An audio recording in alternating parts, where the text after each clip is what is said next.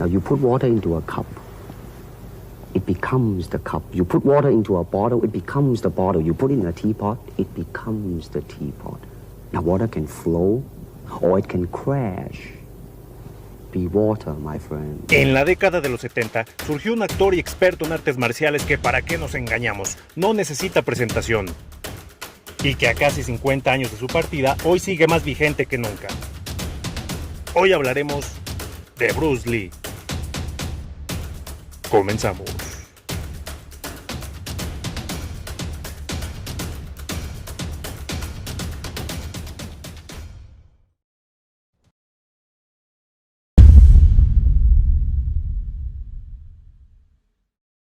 La clave de la inmortalidad es primero vivir una vida que merezca la pena recordar.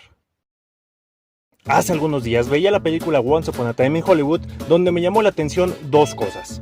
Uno, cómo es que Brad Pitt sigue siendo tan sensual a sus 57 años. Y dos, ¿será cierta la escena donde se retrata a Bruce Lee como un arrogante y hablador debilucho? Y en este video, no buscaré la respuesta, pero me dieron ganas de hablar de este personaje. Para comenzar esta historia, nos remontaremos al año de 1940. Cuando en San Francisco, Estados Unidos, nacía uno de los chinos más famosos de la historia, junto con Jackie Chan y el chinito de ¿Qué pasó ayer? Es decir, el mítico Bruce Lee. ¿Quién era hijo de...? Bueno, ¿a quién le importa esto? El detalle es que su padre estaba dentro de la industria del cine chino y así empezó a explotar a su hijo desde la edad de 6 años. El pequeño Bruce Lee rodó más de 20 películas infantiles, convirtiéndose en toda una estrella infantil en Hong Kong, donde trabajaba jornadas muy duras e incluso hasta por la madrugada. Paralelo a su carrera en el cine, Bruce Lee empezaba a denotar un carácter difícil, muy violento y con mucho resentimiento, ya que por aquellas épocas el pueblo de Hong Kong todavía tenía coraje hacia los japoneses que ocupaban esas tierras a causa de la Segunda Guerra Mundial, lo que convirtió a Bruce Lee en un nacionalista y protector de su cultura. Las calles de Hong Kong eran difíciles, llenas de bandas y de violencia, por lo cual Bruce Lee debía aprender a defenderse, lo que lo llevó a iniciarse en las artes marciales. Y es así como a los 13 años empieza a estudiar con el legendario Ip Man, maestro de Kung Fu, mejor conocido como el chino que tiene una serie en Netflix. Se cuenta que Bruce Lee llegó con el entrenador bastante mamoncito y soberbio, por lo cual le dijeron no, y lo mandaron para su casa. Al siguiente día, regresó con una actitud más humilde y ahora le dijeron sí, y se quedó a entrenar. Ip Man le enseñó el arte marcial del Wing Chun. El maestro notó el gran talento natural de Bruce Lee para las artes marciales, lo que generó en el joven más confianza ante la violencia de aquel Hong Kong. Así que en lugar de alejarse de las peleas callejeras, se adentró más en ellas agarrándose a golpes con todos. Su maestro lo empezó a guiar en la filosofía y hacerle ver que no tenía que golpear a todo aquel que se le ponga enfrente. Pero el carácter de Bruce Lee era demasiado rebelde. Aparte de esto, seguía con sus resentimientos ahora hacia su propia gente, quien lo empezaba a rechazar porque descubrieron que Bruce Lee no era totalmente chino, ya que era un cuarto alemán a causa de su abuelo. Esto causó que los demás alumnos de Ip Man estuvieran en contra de que Bruce Lee aprendiera Wing Chun, ya que no era un chino puro. A Bruce Lee no le importó esto, siguió aprendiendo, siendo el mejor alumno, soltando golpes por aquí y por allá y tomando clases de cha-cha-cha, porque la vida es mejor bailando. Disciplina donde también la reventó siendo campeón de baile en Hong Kong. Curiosamente, el movimiento de piernas de este baile poco a poco se vería reflejado en sus movimientos al pelear, ya que un juego de piernas va de la mano con las artes marciales. En el año de 1959, Bruce Lee golpeó al hijo de un policía, y es ahí donde el papá dijo, bueno, ya estuvo, te me largas a Estados Unidos, igual tú ni naciste aquí. Y Bruce Lee dijo, lo que faltaba, tú también me discriminas, hijo de tu... Y es así como tomó rumbo a su país natal. Su primer trabajo en Estados Unidos fue limpiando mesas y fregando platos. Obviamente, él necesitaba una mayor fuente de ingresos y es así como en Seattle, Washington, empezó a enseñar Kung Fu sin importar la raza y estatus social. En Estados Unidos encontró a su mejor amigo Taki Kimura, quien a la larga se volvería el primer instructor de su escuela, es decir, el Instituto Yunfang Kung Fu, donde también se enseñaba la filosofía china. Ahí Bruce conoció a una mujer estadounidense llamada Linda Cadwell, y Bruce Lee dijo, como que va siendo hora de fomentar el mestizaje, y bueno, al final se casaron. Para ese entonces, los matrimonios interraciales ya eran legales en Estados Unidos, mas no aceptados por la sociedad. Poco a poco, Bruce Lee fue generando renombre en las artes marciales. Y tiempo después, llega el Campeonato de Artes Marciales de Long Beach. donde impresionó a todos con sus habilidades, su golpe de 1 pulgada, flexiones de dedos y su tremenda velocidad. Fue tratado como todo un dios. Fue en este evento donde Jay Sidrin, famoso estilista, vio a Bruce Lee y contactó a William Dassler, quien era productor de Hollywood. Este buscó a Bruce Lee y logró su ingreso en el mundo del espectáculo de Estados Unidos. La realidad es que Bruce Lee no tenía la intención de entrar al medio y volver a ser explotado. Él solamente estaba enfocado en las artes marciales, en las cuales le estaba yendo tan bien que abrió su segunda escuela ahora en Oakland. Y como dato, su fama de entrenador llegó a tal punto que enseñó artes marciales a grandes estrellas de Hollywood del momento, como lo eran Steve McQueen, Roman Polanski, Sharon Tate o Kareem Abdul-Jabbar, entre otros. Existe una anécdota la cual dice que la comunidad china en Estados Unidos estaba en contra de que Bruce Lee estuviera enseñando las artes marciales a gente que no fuera de origen chino, por lo cual mandaron a una persona a desafiar a nuestro protagonista, y si este perdía tenía que abandonar las artes marciales, y por lo tanto su enseñanza. Woon Jak fue el contrincante, y se dice que era tan perdedor que Bruce Lee lo acabó en 3 minutos. Bruce Lee, tiempo después, sufrió una devastadora lesión en la espalda mientras levantaba pesas. El diagnóstico fue desalentador, ya que se creía que jamás volvería a caminar, y si lo hacía, jamás volvería a lanzar una patada en su vida. Esto, en lugar de desanimar a Bruce, sacó a flote toda su personalidad. Se cuenta que colocaba la frase "sigue caminando" por todas partes de su casa para jamás perder la motivación. Durante el tiempo en el cual estuvo inactivo, Bruce Lee lo utilizó para seguir cultivándose en la filosofía. Y es que no les dije, él aprovechó su nacionalidad estadounidense para estudiar la carrera de filosofía en Washington. Y es por esto que tenía una gran biblioteca donde realizaba anotaciones de lo útil y empezó a desarrollar su propio estilo marcial. Una de sus principales bases fue el boxeo. Pasaba horas analizando peleas de famosos e incluso era fan de Muhammad Ali. También tuvo otras influencias como el esgrima, por lo cual se podría decir que su arte marcial tenía influencia occidental. Bruce Lee terminó escribiendo el Tao del Jeet Kune Do, donde plasmaba las bases de su arte marcial y cómo acabar un combate de la manera más eficaz y sencilla. Es decir, entre más sencillo, mejor. Desechando todo aquello innecesario. Él decía que no era un estilo de lucha, era algo que simplemente entiendes o no. No se fuerza, solo fluye. Y sí, yo tampoco entendí. Él consideraba que los estilos de combate destruyen las artes marciales. Algunos lo consideran el precursor de las artes marciales mixtas. Otros muchos se ofenden al decirlo. Hasta la fecha existe el debate sobre si realmente era un peleador o un simple actor. Muchos dicen que si se hubiera enfrentado a un profesional hubiera perdido. Pero ¿a quién le importa? Al final no afectó su legado y la realidad es que Bruce Lee siempre estuvo en contra de los combates profesionales, ya que él decía que no combates para ti en ellos, sino para los jueces, el público, el árbitro y las normas, reduciendo las artes marciales a un simple espectáculo. Pero retomando el punto que le generó olvido, gracias a su talento en las artes marciales, llegó a Hollywood, donde tuvo su primera oportunidad siendo coprotagonista en El Avispón Verde, interpretando a Kato, un simple ayudante con velocidad sobrehumana, habilidades de pelea extremas y agilidad nunca antes vista que ayudaba al protagonista que no poseía ninguna habilidad para pelear. Realmente Bruce Lee fue quien se robó el show.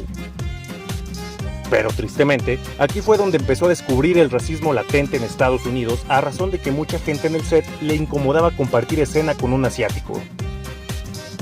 E incluso empezó a notar la dificultad para conseguir papeles más grandes, ya que nadie quería un rostro chino en la portada de una película. Tanto es así que los actores blancos interpretaban los papeles asiáticos. 1969 fue una época dura porque a pesar de su relativo éxito, Bruce Lee no contaba con la economía necesaria. Para ese entonces había formado ya una familia y había nacido su hijo Brandon Lee, mejor conocido como el que matan a balazos en la película del Cuervo. Bruce se avergonzaba de que su esposa tuviera que trabajar, ya que él era muy conservador y tradicional. Le daba coraje no poder terminar de pagar su hogar, y a esto se le une la frustración que tenía al notar que se estaba estancando en Hollywood, porque el racismo no lo dejaba avanzar. Aunado a esto, se vino una época muy dura en Los Ángeles, dado que aparecía la secta de Charles Manson. Y todo el mundo quedó impactado al escuchar la noticia del asesinato de Jay Sebring y Sharon Tate a manos de esta secta. Cosa que afectó demasiado a Bruce, ya que él tenía una gran amistad con Sharon Tate. Ambos habían compartido escena en Las Demoledoras. Esto hizo pensar que sería mejor regresar a Hong Kong.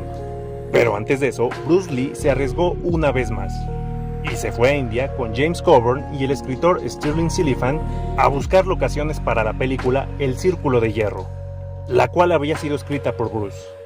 Tristemente, no encontraron las locaciones necesarias, lo cual decepcionó al actor ya que confiaba demasiado en este proyecto para mejorar su situación económica, lo que terminó motivándolo a regresar a Hong Kong y de paso ayudar a su mamá con los papeles de inmigración. Al llegar a Hong Kong, se dio cuenta que transmitían el Avispón Verde, llamado allá como el Show de Kato. Así que fue recibido como toda una estrella, y notó que ahí tendría futuro. Y aquí fue donde empezó a forjar el verdadero comienzo de su leyenda, primeramente realizando la película El Gran Jefe, la cual abarrotó las salas de cine en Hong Kong. En la premiere recibió una ovación y fue levantado en hombros, motivándolo todavía aún más. Este éxito hizo que Hollywood volteara al continente asiático al ver el talento que habían dejado escapar, intentando contactar con Bruce, pero este los rechazó para realizar su siguiente película llamada Fist of Fury, o Puños de Furia, batiendo el récord de taquilla impuesto por su película anterior y así consolidándose como una estrella del cine de las artes marciales. Para esta época, Bruce Lee dijo lo siguiente: yo, Bruce Lee, seré la primera superestrella oriental mejor pagada de los Estados Unidos. A cambio les daré las demostraciones más impactantes y entregaré la calidad más alta que un actor pueda dar. A partir de 1970 obtendré fama mundial y para finales de los 80s tendré en mi posesión millones de dólares. Viviré como me apetezca y lograré armonía interna y felicidad. Después de esto, Bruce Lee se decidió a dejar de ser dirigido y empezar a crear sus propios proyectos. Y es así que junto a Raymond Cho fundaron Concord Production Inc., cuyo primer proyecto fue la icónica película Way of the Dragon, o El Regreso del Dragón, donde Bruce Lee fue actor, guionista, coproductor, director y además tocó la percusión del tema central de la banda sonora. La película fue rodada en Roma y tuvo la participación de Chuck Norris, quien era 7 veces campeón mundial de karate. Esta película deja en claro que no importa que estés peleando contra la mafia, ya que si el guión lo necesita, estos no van a utilizar pistolas o armas de fuego y en lugar de eso utilizarán palos. Pero también nos enseña que para hacer una crítica social no necesariamente tienes que hablar, ya que Bruce Lee, mediante esta película, simboliza el descontento y despertar de las razas ante la opresión blanca. Y Bruce Lee acabando con Chuck Norris es una analogía de esto. Esta película fue otro éxito en taquilla y después de esto por fin Bruce Lee le hizo caso a Hollywood y protagonizó Enter the Dragon, u Operación Dragón, primera película de artes marciales producida en Hollywood, la cual recaudó $200 millones y quedó segunda solo detrás del Exorcista. Sin duda alguna, Bruce Lee había llegado a la cima del éxito mundial como se lo había propuesto. Gozaba las mieles de la fama, se vestía como quería porque podía romperle el hocico a cualquiera que se burlara, pero también conoció el lado turbio de la fama, ya que el actor poco a poco empezó a notar lo difícil que era tocar el éxito y que todos tuvieran interés en su fama y dinero, pero no en su persona. Bruce Lee empezó a desconfiar de todos, pero aún así se mantuvo firme hacia sus objetivos. Pero tristemente, Bruce Lee fue una superestrella con un paso fugaz en este mundo, ya que en las grabaciones de Enter the Dragon se cuenta que se le vio vomitando y convulsionando, lo que despertó la preocupación de todos. Los médicos que lo atendieron no encontraron nada raro e incluso dijeron que su físico era de los mejores que hayan visto, ya que a pesar de tener 32 años, poseía el cuerpo y salud de un deportista de 18, y mejor six-pack que Cristiano Ronaldo. Tristemente, esto no fue suficiente, ya que tiempo después, Bruce Lee se dirigió a casa de su amiga Betty Fink Pei a tratar el guión de una película, pero fue ahí donde un intenso dolor de cabeza hizo que Bruce decidiera irse a descansar, no sin antes tomar medicamentos para evitar este dolor. Tristemente, fue un sueño del cual el actor y arte marcialista jamás despertaría.